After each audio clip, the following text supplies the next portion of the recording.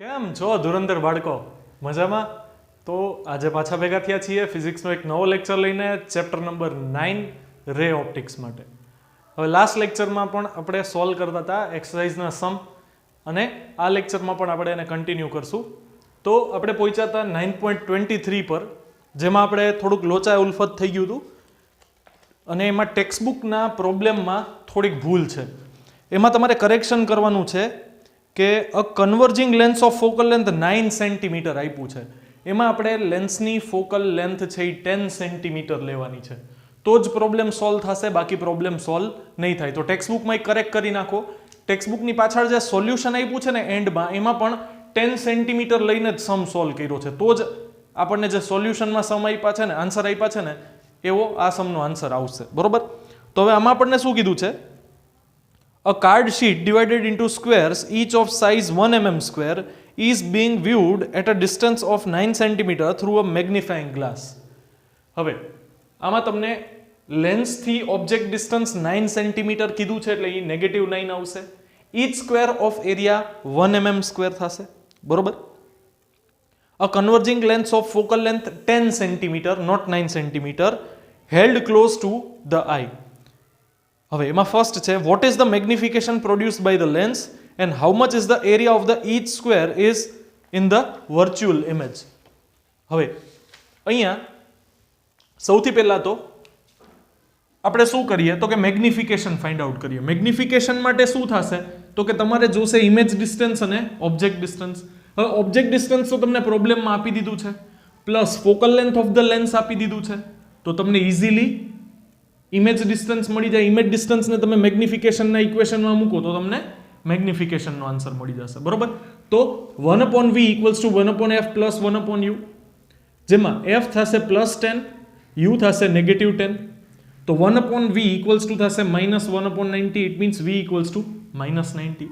એને મેગ્નિફિકેશનના આન્સરમાં ઇક્વેશનમાં પ્લેસ કરો તો આ થશે -90 ને આ થશે -9, બે ડિવાઈડ થાય એટલે 10 થશે.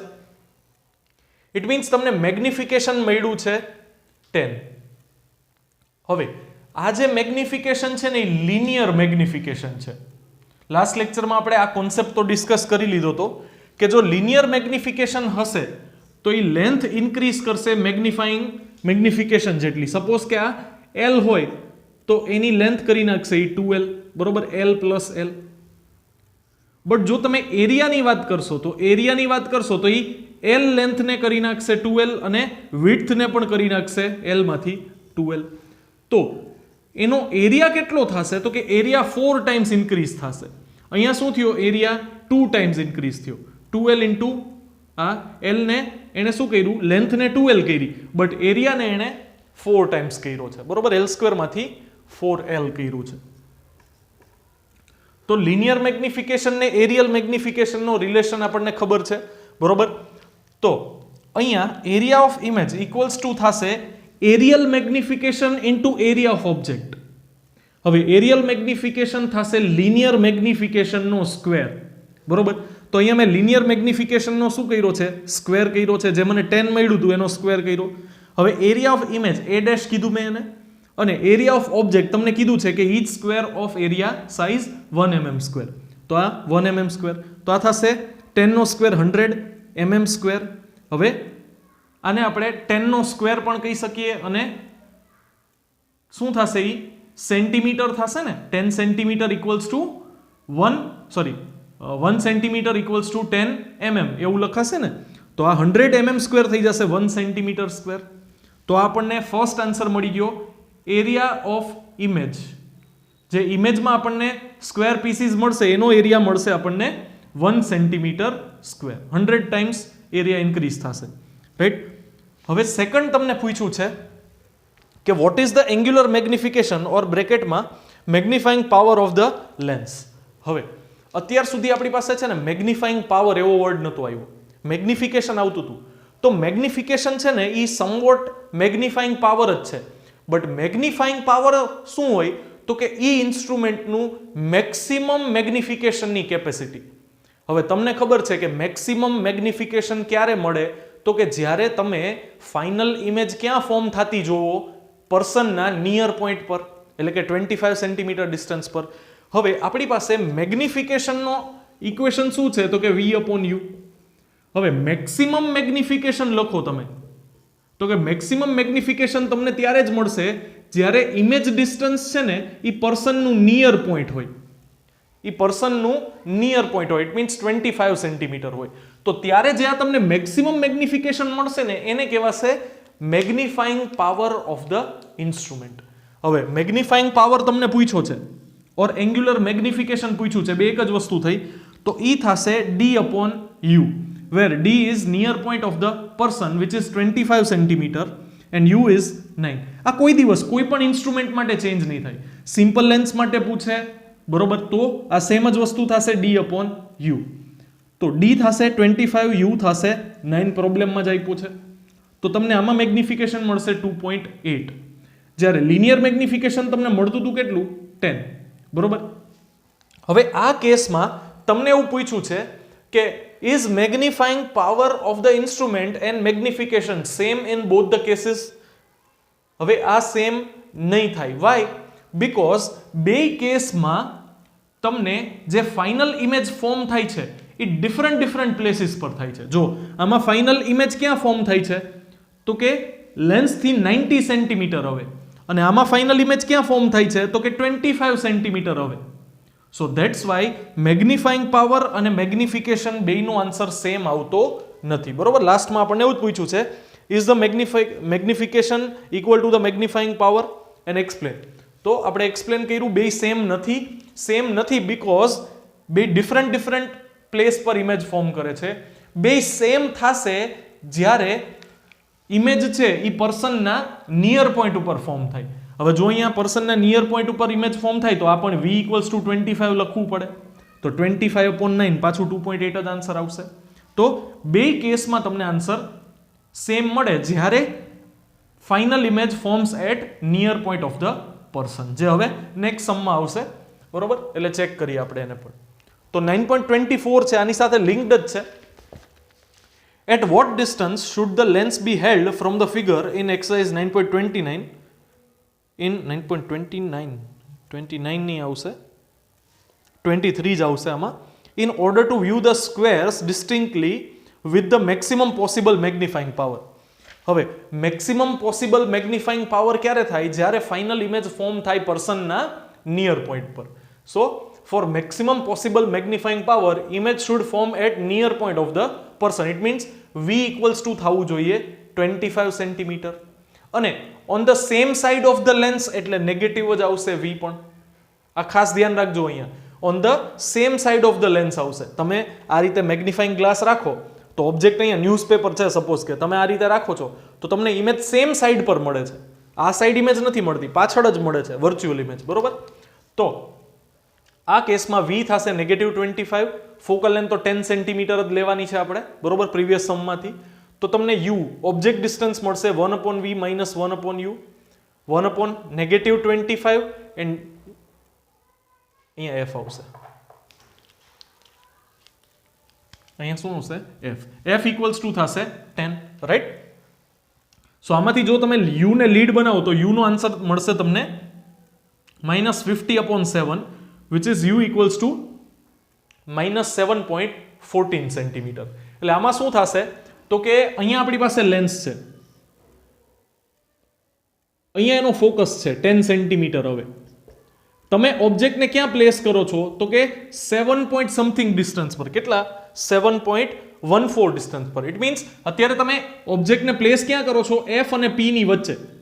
ધેટ્સ વાય તમને ઇમેજ મળશે on the same side at distance 25 centimetre at near point of the person. Final image ત્યાં મળશે. એટલે આ સ્પેશિયલ કેસ છે જે આપણને ખબર જ છે કે કોન્વેક્સ લેન્સના કેસમાં વર્ચ્યુઅલ ઇમેજ ક્યારે મળે જ્યારે ઓબ્જેક્ટને તમે f અને p ની વચ્ચે પ્લેસ કરો. તો આ જ કેસ છે બરોબર. So lens should be placed 7.14 centimetre away from the object. It means અહીંયા શું થશે તો કે આ લેન્સ છે, હવે અહીંયા જ આપણી આંખ છે એકદમ નજીક, આંખ અને લેન્સની વચ્ચે ડિસ્ટન્સ નથી એવું માનીને ચાલીએ આપણે. તો તમે ઓબ્જેક્ટને ક્યાં પ્લેસ કર્યો તો કે ઓનલી 7.14 સેન્ટીમીટર. તો આ કેસમાં શું થશે ઓબ્જેક્ટ છે એ ક્યાં પ્લેસ કરેલો છે? પર્સનના નિયર પોઈન્ટથી પણ નજીક પ્લેસ કરેલો છે. તો આપણને ઇમેજ એની ટૂંકમાં જે આપણને ઓબ્જેક્ટ છે ક્લિયર દેખાશે નહીં. વચ્ચે તમે શું કર્યું? મેગ્નિફાઇંગ ગ્લાસ પ્લેસ કર્યો. મેગ્નિફાઇંગ ગ્લાસ એની ફાઇનલ ઇમેજ ક્યાં ફોર્મ કરશે? દૂર. કેટલા ડિસ્ટન્સ પર? તો કે 25 સેન્ટીમીટર ડિસ્ટન્સ પર. તો ઇટ મીન્સ તમને છે ઓબ્જેક્ટ નજીક દેખાશે દૂર, અને પાછું કેવું દેખાશે? મેગ્નિફાઈ થઈને દેખાશે. બરોબર? તો મેગ્નિફાઇંગ ગ્લાસ કામ જ કરે કે એકદમ નજીકનો ઓબ્જેક્ટ હોય ને, જે આપણા વ્યૂ પોઈન્ટની અંદર આવી જતો હોય, આપણે ક્લિયરલી એની ઉપર ફોકસ ના કરી શકતા હોય, એની ઇમેજને દૂર શિફ્ટ કરે. ધેટ્સ વાય તમે એને ક્લિયરલી અને મેગ્નિફાઈડ જોઈ શકો. બરોબર? હવે આમાં પણ આપણને શું પૂછ્યું છે? તો કે સેકન્ડ પૂછ્યું છે what is the magnification in this case. હવે મેગ્નિફિકેશન થશે v/u. ફાઇનલ v છે 25, u થશે 7.14 ઓર 50/7. એનો આન્સર તમને મળશે 3.5. આ તમને મળ્યો મેગ્નિફિકેશન v/u. હવે મેગ્નિફાઇંગ પાવરમાં શું થાય? તો કે ફાઇનલ ઇમેજ d પર જ લેવાનું. It means image distance d જ લેવાનું, ઓબ્જેક્ટ ડિસ્ટન્સ u રાખવાનું. તો સેમ જ થશે ને, 25/50/7. તો એનો આન્સર પણ 3.5 આવશે. In this case magnification and magnifying power or angular magnification is same because final image is formed at the near point of the person. Final image is formed at near point of the person. That's why magnification and magnifying power or angular magnification is same in both the cases. Right? તો આ થશે 9.24. 9.25 પણ આની સાથે જ linked છે. એમાં આપણને એવું કીધું છે કે what should be the distance between the object in exercise 9.24 and the magnifying glass if the virtual image of each square in the figure is to have an area of 6.25 mm square. હવે આ કેસમાં તમારે શું find out કરવાનું છે? તો કે તમારે ફાઇન્ડ આઉટ કરવાનું છે કે ફાઇનલ ઇમેજ ક્યાં ફોર્મ થવી જોઈએ જ્યારે તમને જે સ્ક્વેરની જે ઇમેજ મળે છે, એ ઇમેજમાં જે સ્ક્વેર દેખાય છે ને એનો એરિયા 6.25 mm સ્ક્વેર હોવો જોઈએ. સિમ્પલ સમજાવું તો જે સ્ક્વેર છે એનો એરિયા છે કેટલો? 1 mm સ્ક્વેર. ઇમેજમાં કેટલો દેખાવો જોઈએ? તો કે 6.25 times greater. It means what? કે એનું એરિયલ મેગ્નિફિકેશન 6.25 હોવું જોઈએ. કોમન સેન્સ આવું કહે છે. બરોબર? હવે અહીંયા આપણને શું ખબર છે? તો કે area of image equals to linear મેગ્નિફિકેશનનો સ્ક્વેર ઓર એરિયલ મેગ્નિફિકેશન, બેમાંથી એક પણ લખી શકાય. બરોબર? અહીંયા આપણે લિનિયર મેગ્નિફિકેશનનો સ્ક્વેર લખ્યો છે ઇન્ટુ એરિયા ઓફ ઓબ્જેક્ટ. તો m સ્ક્વેર ઇક્વલ્સ ટુ થશે a ડેશ અપોન a, અને સ્ક્વેર સામે જાય તો રૂટ થઈ જશે. તો linear magnification in this case equals to under route a dash upon a. આવું થશે. હવે એરિયા ઓફ ઇમેજ છે 6.25, એરિયા ઓફ ઓબ્જેક્ટ છે 1 mm સ્ક્વેર કટ. 6.25 નું રૂટ કરશો તો મેગ્નિફિકેશન મળશે 2.5. કયું મેગ્નિફિકેશન? Linear magnification. હવે લિનિયર મેગ્નિફિકેશન માટે મારી પાસે ઇક્વેશન છે m equals to v upon u. હવે અહીંયા નહીં તો મારી પાસે m ખબર છે, નથી v ખબર, નથી u ખબર, બે અનનોન છે. તો અહીંયા હું શું કરું? v ઇક્વલ્સ ટુ mu લખું. હવે મેગ્નિફિકેશન, લિનિયર મેગ્નિફિકેશન 2.5 ખબર છે, તો v ઇક્વલ્સ ટુ થશે 2.5 u. હવે ફોકલ લેન્થ તો 10 સેન્ટીમીટર, આપણે ત્રણ સમથી સેમ જ સમ સોલ્વ કરીએ છીએ. It means linked sum solve કરીએ છીએ. તો ફોકલ લેન્થ લેવાની છે 10 સેન્ટીમીટર. હવે 1/f equals to 1/v minus 1/u. હવે આઈધર તમે v ને રિપ્લેસ કરો ઓર u ને રિપ્લેસ કરો. અહીંયા આપણી પાસે v નો આન્સર છે 2.5 u, તો રિપ્લેસ કરી નાખો. ફોકલ લેન્થ છે 10 અને u ને એઝ ઇટ ઇઝ રાખો. હવે આ ટર્મમાંથી તમે u ને કોમન લઈ લો, 1/u કોમન આવી જશે. તો અહીંયા રહેશે 1/2.5 માઇનસ u કોમન નીકળી જશે એટલે only 1. Right? 1/10 as it is on LHS. હવે અહીંયા LCM લ્યો તો આ થશે 2.5, 1 માઇનસ 2.5 અપોન 2.5. u અહીંયા આવશે. બરોબર? અને 10 મલ્ટિપ્લિકેશનમાં જશે તો તમને u નો ફાઇનલ આન્સર મળશે -6 સેન્ટીમીટર. ઇટ મીન્સ તમારે લેન્સથી ઓબ્જેક્ટને કેટલો દૂર રાખવાનો? 6 સેન્ટીમીટર. એનાથી તમને ફાઇનલ ઇમેજ ક્યાં મળશે? તો કે 2.5 u equals to 2.5 into -6 which is -15 centimetre. તો તમે લેન્સથી ઓબ્જેક્ટને દૂર રાખો છો 6 સેન્ટીમીટર અને એનું ફાઇનલ ઇમેજ તમને મળે છે એટ 15 સેન્ટીમીટર તમારી આંખથી. હવે આપણને ખબર છે કે આપણે કેટલા ડિસ્ટન્સ સુધી ઓબ્જેક્ટને ક્લિયર ન જોઈ શકીએ? 25 સુધી. 25 પર સૌથી વધારે આપણી આંખ ઉપર સ્ટ્રેસ હશે, એનાથી દૂર ચાલશે, નજીક તો નહીં જ ચાલે. અને અહીંયા ફાઇનલ ઇમેજ ક્યાં ફોર્મ થાય છે? એટ 15 સેન્ટીમીટર ફ્રોમ ધ આઈ. તો એ ઓબ્જેક્ટ આપણને ક્લિયર દેખાય નહીં. આપણને ઓબ્જેક્ટ ક્લિયર ક્યારે દેખાશે? તો કે જ્યારે ઇમેજ છે ફાઇનલ ઇમેજ એ 25 સેન્ટીમીટર ઓર અવે ફોર્મ થશે, બરોબર. બટ અહીંયા આપણને એક સ્પેસિફિકેશન આપી દીધું છે કે તમને જે એરિયા મળે છે એ એરિયા તો ઇમેજનો આટલો જ હોવો જોઈએ. એટલે આપણે બંધાયેલા છીએ કે આપણને જે આન્સર મળે એ આપણે એક્સેપ્ટ કરવો પડશે. અને આમાં આપણને લાસ્ટ એવું પૂછ્યું છે કે would you be able to see the squares distinctly with your eyes very close to the magnifier? હવે અહીંયા તમને એવું કીધું છે કે તમે આ તમે જેટલા પણ સ્ક્વેર છે એ બધાને શાર્પ ઇમેજ એની મળશે, તમને ક્લિયર દેખાશે? તો કે ના, તમને ઇમેજ દેખાશે બ્લર દેખાશે. You will not be able to see the squares clearly. Clear નહીં દેખાય, થોડા બ્લર લાગશે, બરોબર. બીકોઝ એ 25 સેન્ટીમીટરથી પણ નજીક એની ઇમેજ ફોર્મ થશે એટ 15 સેન્ટીમીટર ઓનલી, બરોબર. ટપા પડતા હે તો પોઝ કરી 23, 24 અને 25 નોટ કરી લ્યો, બરોબર. કરેક્ટ કરવાની રિક્વાયરમેન્ટ લાગે ત્યાં કરેક્ટ કરી લ્યો, બરોબર. કેલ્ક્યુલેશન ચેક કરી લ્યો, મેથ્સ જોઈ લ્યો, પછી આપણે આગળ વધીએ. ચલો, એના પછી આપણી પાસે સમ છે 9.26 થિયોરેટિકલ છે, એનો આપણે ડિસ્કશન કરીએ. First, the angle subtended at the eye by an object is equal to the angle subtended at the eye by the virtual image produced by a magnifying glass. In what sense does the magnifying glass provide angular magnification? હવે થાશે શું? તો કે angle formed by object અને angle formed by image બે same જ મળે છે આપણને. તો મેગ્નિફાઈંગ ગ્લાસ છે એ મેગ્નિફાઈ કરવાનું કામ કઈ રીતે હેલ્પફુલ આપણને કઈ રીતે થાય છે? તો આના આગલા લાસ્ટ પ્રીવિયસ સમમાં જ આપણે વાત કરી કે આપણે શું કરી શકીએ? તો કે આપણા આંખની એકદમ નજીક રહેલો ઓબ્જેક્ટ હોય જેને આપણે ક્લિયરલી ન જોઈ શકીએ, વચ્ચે મેગ્નિફાઈંગ ગ્લાસ પ્લેસ કરીએ તો શું થશે? એની ફાઇનલ ઇમેજ દૂર પ્રોડ્યુસ કરશે. ધેટ્સ વાય મેગ્નિફાઈંગ ગ્લાસ છે ને એ આપણને એવા ઓબ્જેક્ટ્સને જોવાનું કામ, જો હવે થશે શું કે સપોઝ કે કોઈ ન્યૂઝપેપરમાં બહુ નાના લેટર્સથી કંઈક લખેલું છે અને ન્યૂઝપેપર આમ બહુ દૂર છે.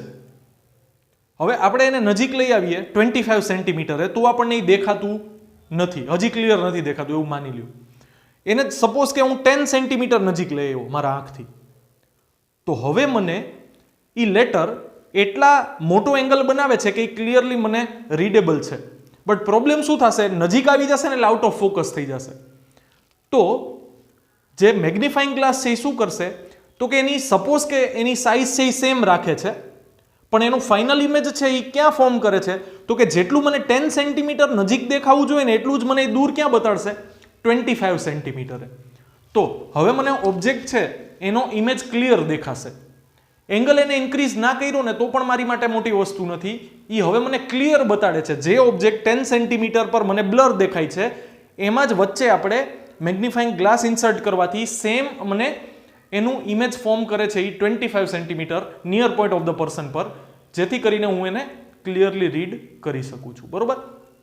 એટલે એ એંગલ ઇન્ક્રીઝ નહીં કરે પણ ફાઇનલ ઇમેજ છે એ અવે ફોર્મ કરશે. ધેટ્સ વાય શું થશે?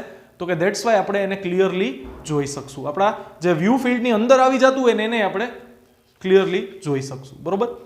Second, in viewing through a magnifying glass, one usually position one's eye very close to the lens. Does angular magnification change if the eye is moved backward? તો કે હા, આપણે lens છે એનાથી આંખને દૂર લઈ જશું, તો જેમ દૂર આપણે લઈ જશું એમ આપણી આંખ સાથે એ એંગલ છે એ ડિક્રીઝ થતો જશે. અને આપણને ખબર છે કે ફાઇનલ જે ઇમેજ છે એનો એંગલ ડિક્રીઝ થતો જાય, તો જેમ એંગલ ડિક્રીઝ થતો જાય એમ આપણને ઓબ્જેક્ટ છે એ નાનો દેખાતો જશે. જે સનની ફાઇનલી સન છે એ બહુ દૂર છે સાઇઝમાં બહુ મોટું પણ બહુ દૂર છે. ધેટ્સ વાય આપણા આંખ સાથે બહુ નાનો એંગલ ફોર્મ કરે છે, તો આપણને સન છે એ નાનો દેખાય છે. મૂન છે એ આપણાથી કમ્પેરેટિવલી નજીક છે, સાઇઝમાં નાનો છે સન કરતાં, બટ આપણને ઘણી વખત બહુ મોટો દેખાય છે. શું કામે? બિકોઝ એણે આપણી આંખ સાથે જે એંગલ ફોર્મ કર્યો છે એ મોટો છે. તો જો આપણે મેગ્નિફાઇંગ ગ્લાસથી આપણી આંખને દૂર લઈ જશું તો શું થશે? તો કે એંગલ ડિક્રીઝ થતો જશે, બિકોઝ ડિસ્ટન્સ ઇન્ક્રીઝ થતું જશે. ધેટ્સ વાય મેગ્નિફિકેશન છે એ રિડ્યુસ થશે. એના પછી magnifying power of a simple microscope is inversely proportional to the focal length of the lens. What then stops us from using a convex lens of smaller and smaller focal length and achieving greater and greater magnifying power. હવે આપણને બધાને ખબર છે કે જેમ focal length આપણે decrease કરશું એમ magnification increase થશે, બરોબર? બિકોઝ ફોકલ લેન્થ છે એ ડિનોમિનેટરમાં આવશે. જો સિમ્પલ ઇક્વેશન અહીંયાની વાત કરું, આઈપીસ છે એની ફોકલ લેન્થ છે એ ક્યાં આવે છે? ડિનોમિનેટરમાં. તો જેમ ડિનોમિનેટરનો ટર્મ છે એને આપણે રિડ્યુસ કરશું તો આન્સર ઇન્ક્રીઝ થશે. બટ પ્રોબ્લેમ શું થશે કે બહુ ઓછી ફોકલ લેન્થ વાળા લેન્સને પ્રોડ્યુસ કરવા છે ને એ બહુ જ ડિફિકલ્ટ છે અને એક્સપેન્સિવ પણ છે. તો આપણે સિંગલ લેન્સનો એટલે જ યુઝ હવે નથી કરતા, બિકોઝ આપણે કોમ્બિનેશન ઓફ લેન્સ માટે યુઝ ટુ થઈ ગયા છીએ. બિકોઝ આપણે મોટી ફોકલ લેન્થના લેન્સને કોમ્બિનેશનમાં યુઝ કરી અને જે ડિઝાયર્ડ રિઝલ્ટ છે એ અચીવ કરી શકીએ. બટ સિંગલ લેન્સનો યુઝ કરી અને જે ફાઇનલ મેગ્નિફિકેશન જોતું હોય એ ઇન્ક્રીઝ કરવું હોય તો તમારે એની ફોકલ લેન્થ બહુ જ રિડ્યુસ કરવી પડે, જે બહુ જ એક્સપેન્સિવ થઈ જાય, બરોબર? ધેટ્સ વાય આપણે એ કરતા નથી. એના પછી નેક્સ્ટ છે, why must both the objective and eyepiece of a compound microscope have short focal lengths? હવે તમને યાદ હોય ને તો બેયના મેગ્નિફિકેશનમાં ડિનોમિનેટરમાં અહીંયા FO આવતું હતું. આ શું છે? તો કે ખાલી આઈપીસનું મેગ્નિફિકેશન છે 1+D/FE. હવે ઓબ્જેક્ટિવ પીસની વાત કરીએ ને તો એ કેસમાં આપણને મળતું હતું U/FO. હવે FO છે એ શું છે? તો કે FO છે એ આપણું focal length of objective piece છે. એ પણ ડિનોમિનેટરમાં આવે અહીંયા અને આઈપીસ પણ ડિનોમિનેટરમાં આવે છે. જેમ ડિનોમિનેટરને ડિક્રીઝ કરો એમ આન્સર ઇન્ક્રીઝ થશે, બરોબર? ધેટ્સ વાય અહીંયા આપણને એવું કીધું છે કે why must both the objective and eyepiece of a compound microscope have short focal length, because as you decrease the focal length of objective and eyepiece you will achieve greater and greater magnification. તો magnification increase કરવા માટે તમારે focal length decrease કરવી પડશે, but એક હદથી વધારે તમે decrease નહીં કરી શકો because it will become very expensive. એના પછી લાસ્ટ છે, when viewing through a compound microscope our eye should be positioned not on the eyepiece but a short distance away from it for best viewing. Why? How much should be the short distance between the eye and eyepiece? હવે થાશે શું ખબર છે? ઘણી વખત છે ને આપણી આંખમાં બહુ બધી લાઇટ એન્ટર થાય ને તો પણ એ બહુ બધી લાઇટના લીધે છે ને ઇમેજ છે ને એ ડિસ્ટોર્ટ થઈ જાય છે. ઇમેજમાં છે ને એ ડિફેક્ટ્સ આવવાની ચાલુ થઈ જાય. આપણે કોઈ પણ વસ્તુને ક્લિયરલી જોવી હોય, હવે એમાંથી જો બહુ વધારે પડતી લાઇટ આપણી આંખમાં એન્ટર કરે ને તો પ્રોબ્લેમ શું થાય કે આપણે એ ઓબ્જેક્ટને ક્લિયર નથી જોતા, એમાં આપણને ડિફેક્ટ્સ જોવા મળે છે. ક્લિયર આમ એકદમ પરફેક્ટ ઇમેજ આવે ને એવી ઇમેજ ન આવે. તો જો તમે લેન્સની બહુ નજીક આંખને લઈ જશો ને તો શું થશે? તો કે એમાંથી જેટલી લાઇટ આવે છે ને એ એકસાથે તમારી આંખમાં એન્ટર કરશે, એની ઇન્ટેન્સિટી બહુ વધારે હશે, તો તમને ઇમેજમાં ડિફેક્ટ જોવા મળશે, ક્લિયર જોવા નહીં મળે. એટલા માટે થઈને આપણે આંખને થોડીક દૂર રાખવી પડે, અને એ કેટલી દૂર રાખવીને એ ડિસ્ટન્સ એમાં માઇક્રોસ્કોપમાં એક આઈ રિંગ કરીને એક રિંગ પ્લેસ કરેલી હોય, જેની ઉપર આપણે આપણી આંખ સેટ કરીએ તો જે લેન્સ અને આંખ વચ્ચેનું ડિસ્ટન્સ છે એ રિંગ છે એ ક્રિએટ કરશે અને આપણને બેસ્ટ વ્યુઇંગ એક્સપિરિયન્સ એમાં મળશે, બરોબર? તો આ થિયરિટિકલ ટાઈપના સમ હતા, જે કંઈ પણ સ્ટેટમેન્ટ હતા જેનું આપણે ડિસ્કશન કર્યું. એના પછી નેક્સ્ટ આપણી પાસે સમ છે 9.27, જેને આપણે ડિસ્કસ કરીએ, જેનો પ્રોબ્લેમ કંઈક આવો છે.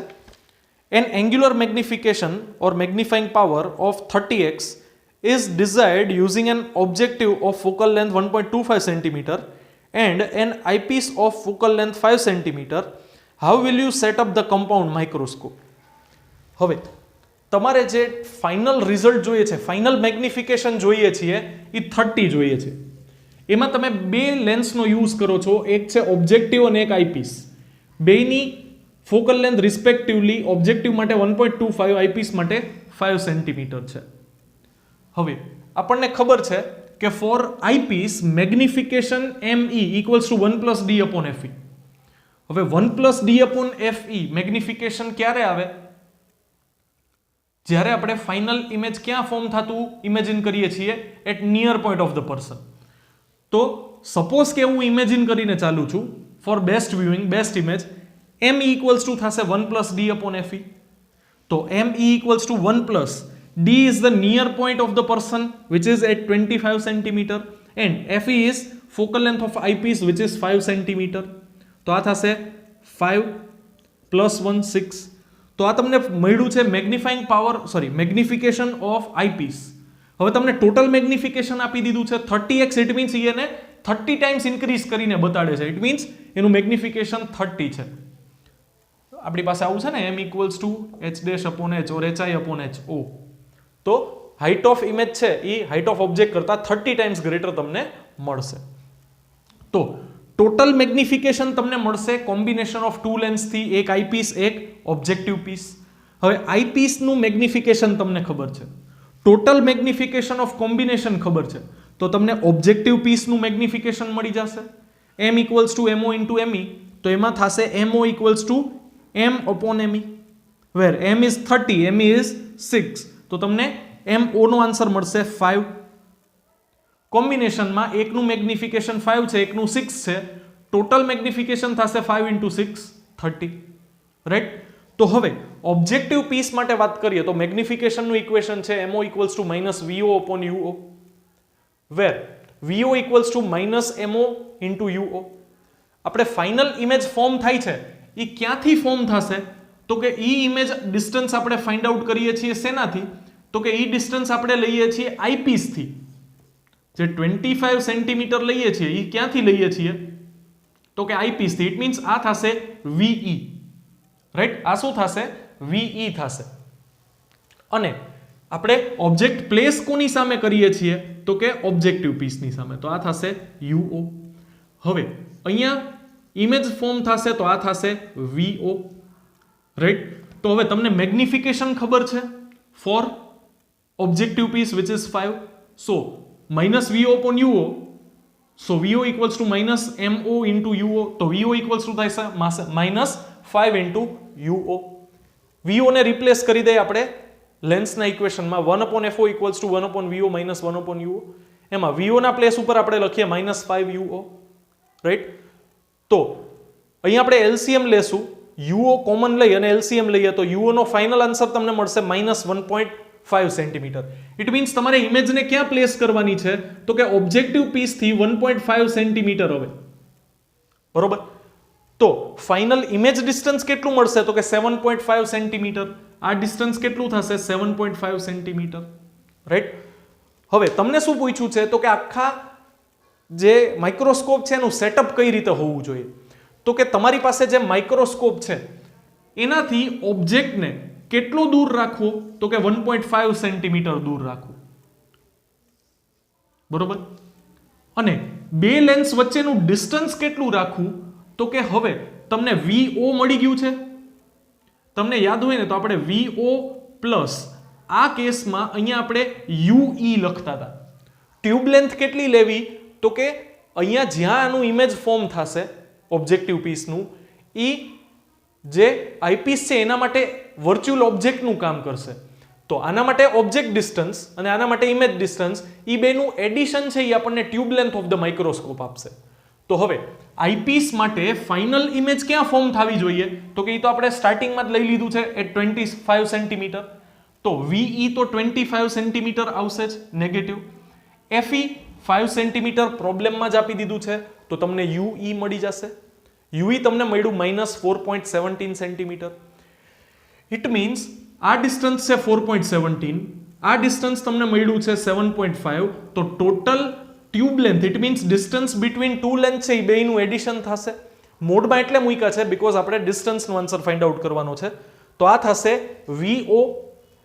VO થશે 7.5 અને આ થશે 4.17. બેનું એડિશન કરશો તો આન્સર આવશે 11.67 સેન્ટીમીટર. ઇટ મીન્સ તમારે શું કરવાનું? ઓબ્જેક્ટિવ પીસ થી આઈપીસને કેટલો દૂર રાખવાનો? તો કે 11.67 સેન્ટીમીટર. અને ત્યારે ઓબ્જેક્ટિવ પીસ થી કેટલા ડિસ્ટન્સ ઉપર તમારે ઓબ્જેક્ટને પ્લેસ કરવાનો તો કે 1.5 સેન્ટીમીટર પર. આ ઓબ્જેક્ટિવ લેન્સ છે, એનાથી 1.5 સેન્ટીમીટરે ઓબ્જેક્ટ પ્લેસ કરવાનો.